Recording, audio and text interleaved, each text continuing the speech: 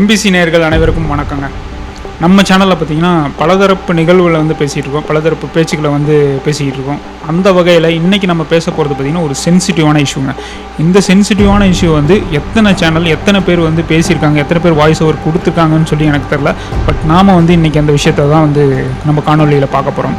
அதாவது நம்ம சொல்லுவாங்க பார்த்தீங்களா, கந்து வட்டி, மீட்ரு வட்டி, ஸ்பீடு வட்டி. இந்த கும்பலை எல்லாத்த விட பார்த்திங்கன்னா மிக கொடுமையான ஒரு கொடூரமான முகத்தில் தான் வந்து இப்போதைக்கு செயல்பட்டுருக்கு பெரும்பான்மையான நிதி நிறுவனங்கள் அப்படின்னு சொல்லப்படுற மைக்ரோ ஃபைனான்ஸ் நிதி நிறுவனங்கள், அதாவது நுண்கடன் அப்படின்னு வந்து அதை வந்து அழைப்பாங்க. இவங்க எல்லாமே பார்த்திங்கன்னா ஒரு கொடுமையான ஒரு முகத்தில் வந்து இப்போ வந்து செயல்பட்டு வராங்க. அதாவது அந்த மைக்ரோ ஃபைனான்ஸோட அடாவடி இந்த மாதிரி ஒரு என்ன சொல்கிறது அட்ராசிட்டி பண்ணி பார்த்திங்கன்னா பல பேரை வந்து தற்கொலைக்கு வந்து ஈடுபடுற அளவுக்கு வந்து இந்த மாதிரி மைக்ரோ ஃபைனான்ஸ்லாம் வந்து இப்போதைக்கு வந்து பெரும்பான்மையான மைக்ரோ ஃபைனான்ஸ் வந்து செயல்பட்டு வருது. ஸோ பணத்தை வந்து பகடையாக்கி மனித உயிர்களை வந்து இந்த மைக்ரோ ஃபைனான்ஸ்லாம் வந்து இப்போ குடிச்சிக்கிட்டு இருக்கு. இதை தடுக்க தான் பார்த்திங்கன்னா நம்ம தமிழ்நாட்டில் வந்து ஒரு ஏப்ரல் 26 ஏப்ரல் 26, 2025 பார்த்திங்கன்னா ஒரு மசோதா வந்து தாக்கல் செஞ்சாங்க. ஆனால் அதில் சோகம் என்னான்னு பார்த்தீங்கன்னா, அந்த தமிழ்நாடு இந்த மாதிரி ஒரு மசோதா போட்டிருக்கு அப்படின்னு சொல்லி நிறைய பேருக்கு வந்து தெரியலங்க. இதுதான் வந்து இப்போதைக்கு உள்ள நிலமை. அதாவது அந்த விஷயத்தை வந்து நம்ம தெரிஞ்சுக்கணும். இந்த காணொலியில் கடைசியில் வந்து அப்படி என்ன மசோதா போட்டாங்க அப்படின்னு சொல்லி நம்ம பேசுவோம். அதுக்கு முன்னாடி பார்த்திங்கன்னா நம்ம இந்தியாவில் பல்வேறு ஸ்டேட்டில் பார்த்திங்கன்னா பல்வேறு மைக்ரோ ஃபைனான்ஸ் நிதி நிறுவனங்கள் வந்து செயல்பட்டு வருதுங்க. இந்த மாதிரி நிதி நிறுவனங்கள், பெரும்பான்மையான நிதி நிறுவனங்கள் என்ன பண்ணுறாங்க பார்த்திங்கன்னா, அவங்க டார்கெட் பண்ணுறது பார்த்திங்கன்னா ஒரு தனிநபர், அதாவது இண்டிவிஜுவல், இல்லைனா மகளிர் சுய உதவிக்குழுன்னு ஒன்று இருக்குது பார்த்திங்களா. இந்த 2 பேர்த்த தான் வந்து டார்கெட் பண்ணுறாங்க. டார்கெட் பண்ணி ஓடி போய் அவங்க கடனே கேட்காட்டியும் ஓடி போய் வந்து கடனை கொடுத்துட்றாங்க. கடனை கொடுத்ததுக்கப்புறம் ஒரு நாள் அந்த தவணை வந்து ஒரு நாள் அவங்க கட்டாமல் விட்டுட்டாங்கன்னு வச்சுங்களேன், அவங்க வீட்டுக்கு போய் அவங்கள ஆபாசமாக திட்டுறது, அதே மாதிரி குண்டர்களை ஏவி விட்டு சில வேலைகள்லாம் செய்ய சொல்கிறது, இரவு நேரங்களில் வீட்டுக்குள்ளார போய் வந்து மிரட்டுறது, பெண்களிடம் அத்துமீறுவது, ஊரை விட்டே காலி பண்ணி போகிற அளவுக்கு வந்து மனநிலையை உருவாக்கி அந்த அளவுக்கு பண்ணுறது. கடைசி என்ன பண்ணுவாங்க, தன்னோட உளவியலாக பார்த்திங்கன்னா மக்களோட உளவியலாக அவங்கள பலவீனமாக்கி தற்கொலை செய்கிற அளவுக்கு பார்த்திங்கன்னா செயல்பட்டு வருது இந்த மாதிரி என்பிஎஃப்சி நிறுவனம், அதாவது வந்து வங்கி சாரா நிதி நிறுவனங்களாகிய மைக்ரோ ஃபைனான்ஸ் கம்பெனிஸ் நிறுவனங்கள். இந்த மாதிரி பயங்கரமாக ஒரு அநியாயமான விஷயத்தை வந்து பண்ணிகிட்டு இருங்க. கடந்த 6 மாதத்தில் பார்த்திங்கன்னா தமிழ்நாட்டில் வந்து ஏகப்பட்ட மரணங்கள் வந்து இதால் நிகழ்ந்துருக்குங்க. லிஸ்ட்டு சொல்கிறேன். அதாவது பார்த்திங்கன்னா செங்கல்பட்டு மாவட்டத்தில் உத்திரமேரூர் ரெட்டைமங்கலத்தை சேர்ந்த ராஜேந்திரன் அப்படிங்கிறவர் பார்த்திங்கன்னா 1 லட்சம் தாங்க கடன் வாங்கியிருக்காரு. அந்த 1 லட்சம் கடனுக்காக வந்து தூக்கு போட்டு இறந்து போயிருக்காருங்க. அடுத்து பார்த்திங்கன்னா திருப்பூர் காளிப்பாளையம் மகேஸ்வரி அப்படிங்கிறவங்க, இவங்க வந்து தவணைகள்லாம் கட்டிக்கிட்டு தான் இருந்தாங்க. சில தவணை வந்து கட்ட முடியாமல் போயிடுச்சு. அதனால் பார்த்திங்கன்னா அந்த நுண்கடன் அந்த நிறுவனம் வந்து அவங்கள அவமானப்படுத்தினதுக்கு காரணமாக அவங்க போய் தற்கொலை செஞ்சுருக்காங்க. அடுத்தது பார்த்திங்கன்னா ஒரு வீடு ரிப்பேர் பண்ணுறதுக்கு பராமரிப்பு பணிக்காக வந்து ஒரு மைக்ரோ ஃபைனான்ஸ் ஆப்பில், இதன் மூலமாக சொல்கிறேன், தயவுசெய்து மைக்ரோ ஃபைனான்ஸ் ஆப்லாம் யாருமே யூஸ் பண்ணாதீங்க, அதெல்லாம் சேஃப்டியே கிடையாது. மைக்ரோ ஃபைனான்ஸ் ஆப் மூலம் பார்த்திங்கன்னா 10 லட்சம் வந்து கடன் பட்டிருக்காரு. அவர் யாருன்னு பார்த்தீங்கன்னா ஒரு தனியார் நிறுவன ஊழியராக இருந்தால் தாம்பரத்தில் உள்ள நடராஜன் அப்படிங்கிறவர் 10 லட்சம் வாங்கினதுனால தவணை கட்ட அவரோட சேலரி வந்து பத்தாதப்போ பார்த்திங்கன்னா அவர் ரொம்ப கஷ்டப்பட்டு ஒரு மன உளைச்சலுக்கு ஆளாயிருக்காரு. அதை பார்த்து அவங்க மனைவி புனிதாங்கிறவங்க வந்து தற்கொலை செஞ்சுருக்காங்க. அடுத்தது கேஸ் பார்த்திங்கன்னா ஈரோடு கோபியை சேர்ந்த ஹேமபிரியா அப்படிங்கிறவங்க பார்த்திங்கன்னா தீ வச்சு தற்கொலை பண்ணி செத்துருக்காங்க. அடுத்து தேனி சில்வார்பட்டி பன்னீர்செல்வம் வீடு கட்ட வாங்கிய கடனுக்காக வீட்டில் ஒரு நோட்டீஸ் ஒட்டியிருக்காங்க. அந்த நோட்டீஸ் ஒட்டின அவமானத்தில் தான் வந்து தற்கொலை செஞ்சு இறந்துருக்காருங்க. அடுத்து பார்த்திங்கன்னா மகளிர் சுய உதவி குழு மூலம் பார்த்திங்கன்னா 38,000 வந்து சேலத்தில் உள்ள ஊத்தமேடு அப்படிங்கிற ஊரில் அம்பிகா அப்படிங்கிறவங்க பார்த்திங்கன்னா ஒரு 38,000 வந்து கடன் வாங்கிட்டாங்க எஸ்ஹெச்ஜி மூலமாக. அந்த கடனை திருப்பி செலுத்த முடியாதவங்க அவங்க விஷம் குடித்து தற்கொலை செஞ்சுருக்காங்க. இதெல்லாம் வந்து நமக்கு கிடைச்ச தரவுகள் அடிப்படையில் வந்து இந்த கேசஸ்லாம் வந்து தெரிஞ்சிருக்குங்க. இன்னும் தெரியாத கேஸ் எத்தனை இருக்கும் அப்படின்னு சொல்லி நம்மளால் வந்து சொல்லவே முடியாதுங்க. இதை கேட்கும்போதே பார்த்திங்கன்னா நமக்கு அந்தளவுக்கு வந்து ஒரு ஆத்திரமும் இதுவும் வருது. அதாவது ஒரு மைக்ரோ ஃபைனான்ஸ் கம்பெனி வந்து மனித உயிருக்கே வந்து உழ வைக்கிற அளவுக்கு வந்து செயல்பட்டு வருதுங்க. இந்த ஒரு ஏழை பெண் எடுத்துங்க, அவங்களுக்கு பார்த்திங்கன்னா பண தேவை அப்படிங்கிற பிரச்சனை வந்து கண்டிப்பாக இருக்குங்க.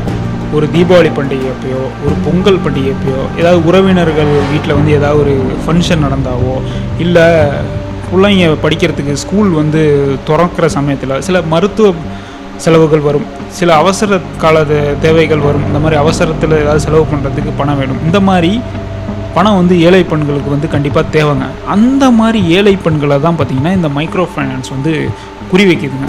அதாவது மைக்ரோ ஃபைனான்ஸ் பார்த்திங்கன்னா கிராமத்தில் இருக்குது, நகரத்தில் இருக்குது, எல்லா இந்த மாதிரி சிட்டிலையும் வில்லேஜ்லேயும் போய் பார்த்திங்கன்னா இவங்கள மாதிரி ஆளுங்களை தான் வந்து டார்கெட் பண்ணுறாங்க.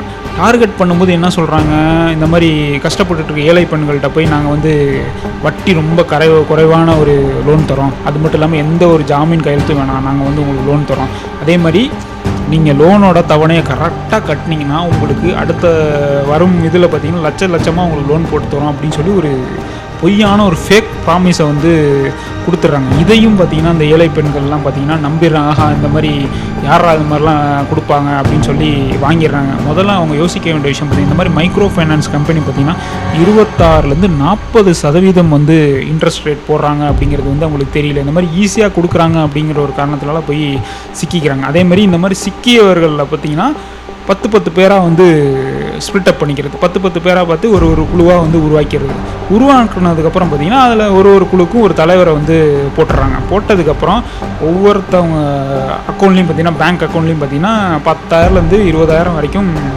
அக்கௌண்ட்டில் போட்டுறாங்க. அதுக்கப்புறம் என்ன சொல்கிறாங்கன்னா, வாரம் நீங்கள் 625 ரூபா கட்டணும், இந்த 20,000 வைக்கணும், வாரம் 625 ரூபா கட்டணும், இந்த மாதிரி 52 வாரம் ஒரு வருஷத்துக்கு வந்து நீங்கள் கட்டணும் அப்படின்னு சொல்கிறாங்க. ஊட்டி கழித்து பார்த்தோன்னு வச்சுக்கோங்களேன், இது பார்த்திங்கன்னா 20,000 ரூபா லோனுக்கு பார்த்திங்கன்னா அவங்க 12,500 வந்து வட்டி கட்டுறாங்க. அந்த அளவுக்கு வந்து இன்ட்ரெஸ்ட் வந்து இவங்க கூட்டி கேட்குறாங்க. ஸோ இந்த மாதிரி அவங்க ஒரு தவணை, அதாவது இந்த ஒரு குழுன்னு எடுத்துக்கிட்டிங்கன்னு வச்சுக்கோங்களேன், 10 பேர் இருக்காங்கன்னா 10 பேரில் ஒரு ஆள் கட்டாட்டியும் பார்த்திங்கன்னா மீதி 9 பேர் தான் பார்த்திங்கன்னா ரெஸ்பான்சிபிள். அப்படி லோன் வாங்கினதில் பார்த்திங்கன்னா ஏதாவது ஒரு மாத தவணை வந்து கட்டலைன்னு வச்சுக்கோங்களேன், வீட்டுக்கு போய் அசிங்கமாக பேசுகிறாங்க. அசிங்கமாக பேசுனது இல்லாமல் அவங்கள வந்து ஒரு மன உளைச்சலுக்கு ஆளாகி கடைசியில் அந்த ஏழை மக்கள் என்ன பண்ணுறாங்கன்னா ஏதோ ஒரு கூலி வேலைக்கு போகிறாங்க, எப்படியாவது வந்து கடனை வந்து அடைக்கணும் அப்படின்னு சொல்லி ஏதோ ஒரு கூலி வேலைக்கு போகிறாங்க. அது மட்டும் இல்லாமல் வீட்டில் இருக்கிற பொருட்களை வந்து வித்துறாங்க. இதனால பார்த்திங்கன்னா அங்கே இருக்கிற கணவன் மனைவி எல்லாத்துக்குமே பார்த்திங்கன்னா பெரிய சண்டையெல்லாம் வருது. சண்டையில் வந்து விவாகரத்து வரைக்கும் வந்து இந்த மாதிரி எல்லாம் விஷயம்லாம் போயிட்டுருக்கு. நான் சொல்கிறது வந்து ஒரு எக்ஸாகரேஷன் பண்ணி சொல்லலைங்க, உண்மையிலுமே நடந்துக்கிட்டு இருக்குங்க. ஸோ இந்த மாதிரி வந்து அதுக்கப்புறம் பார்த்திங்கன்னா நான் முன்னாடியே சொன்ன மாதிரி ஊரை விட்டே காலி பண்ணி போயிடுறாங்க. அதுக்கப்புறம் மன உளைச்சலுக்கு ஆளாகி உளவியல் ரீதியாக பலவீனமாகி தற்கொலை செய்கிற அளவுக்கு பார்த்திங்கன்னா போயிருக்கு. இந்த மாதிரி ஏகப்பட்ட கதைகள் வந்து இந்த மைக்ரோ ஃபைனான்ஸ் மூலமாக வந்து நடந்துக்கிட்டு இருக்கு. அதாவது இப்போ பார்த்தீங்கன்னா ஒரு சுய உதவிக்குழு, அதாவது ஒரு செல்ஃப் ஹெல்ப் குரூப்புக்கு பார்த்திங்கன்னா ஏதாவது ஒரு பேங்க்லேயோ இல்லை 2 பேங்க்லேயோ வந்து லோன் இருக்கலாங்க. ஆனால் இவங்க என்ன பண்ணுறாங்க, இந்த மைக்ரோ ஃபைனான்ஸ் கம்பெனிஸ் என்ன பண்ணுறாங்க, இந்த நுண்கடன் நிறுவனங்கள் என்ன பண்ணுறாங்கன்னு பார்த்தீங்கன்னா நீன்னு சொல்லி போட்டி போட்டுட்டு ஏகப்பட்ட லோனை பார்த்திங்கன்னா ஒரே சுய உதவி குழுக்கே வந்து கொடுத்துட்றாங்க. அதை பார்த்துட்டு இப்போ இந்த ஏழை பெண்கள்லாம் என்ன பண்ணுவாங்க, அதில் இருக்க ஏழை பெண்கள்லாம் என்ன பண்ணுவாங்க, அவசர தேவைக்கு என்னடா பண்ணுறது அப்படின்னு சொல்லி பணத்தை வாங்கிடுவாங்க. ஆனால் கடைசியில் பார்த்திங்கன்னா ஒரு கடனை கட்டுறதுக்கு இன்னொரு கடனை வந்து வாங்கி தான் கட்டுற மாதிரி அந்த அவல நிலைக்கு வந்து நான் முன்னாடியே சொன்ன மாதிரி இப்போ பார்த்திங்கன்னா பெரும்பான்மையான மைக்ரோ ஃபைனான்ஸ் கம்பெனி பார்த்திங்கன்னா 26% வந்து 40% வந்து இன்ட்ரெஸ்ட் ரேட் வந்து போடுறாங்க. இதை வந்து ஆர்பிஐ வந்து கவனிக்குதா அப்படிங்கிறது வந்து ஒரு மிகப்பெரிய ஒரு கேள்விக்குறியாக தாங்க. ஆர்பிஐ வந்து கண்டுக்காத மாதிரி தான் இந்த மாதிரி விஷயங்கள் போயிட்டுருக்கு. ஸோ ஒரு பொறுப்பாக வந்து ஆர்பிஐ வந்து இந்த மாதிரி இந்த சுய உதவிக்குழுக்கெல்லாம் பார்த்திங்கன்னா ஒரு லோனு 2 லோன், அரசு வங்கிகளில் ஒரு லோன் 2 லோன் இருக்கலாம், அதுக்கு மேலே இருக்கக்கூடாது. இந்த மாதிரி மைக்ரோ ஃபைனான்ஸ் கம்பெனியில் அவங்க வாங்குறதையும் வந்து தடுக்கிற மாதிரி ஏதாவது ஒரு நடைமுறை வந்து ஆர்பிஐ வந்து கண்டிப்பாக போடணுங்க. அப்போ தான் பார்த்திங்கன்னா இந்த மாதிரி கொடுமையான தற்கொலைக்கு போகிறவங்களோட எண்ணிக்கையெல்லாம் வந்து கம்மியாகும். இந்த மாதிரி கடனை வாங்கிட்டு கட்ட முடியாமல் நிறைய பேர் வந்து தற்கொலை செய்கிறது விஷயம் வந்து கம்மியாகுங்க. இப்போ நிலமை என்னன்னு பார்த்தீங்கன்னா, தமிழ்நாட்டில் நல்லா செயல்பட்டு இருந்த மகளிர் சுய உதவிக்குள்ளே பார்த்தீங்கன்னா இந்த மாதிரி மைக்ரோ ஃபைனான்ஸ் கம்பெனியில் வந்து லோன் வாங்கிட்டு ரொம்ப அல்லோல் பண்ணிக்கிட்டு இருக்காங்க. அவங்களே பார்த்தீங்கன்னா கஷ்டப்பட்டு நல்லா போயிட்டு இருந்த மகளிர் சுய உதவிக்குழுவே பார்த்தீங்கன்னா கடனை வாங்கிட்டு கட்ட முடியாமல் அந்த நிலைமைக்கு வந்து ஆயிருக்காங்க.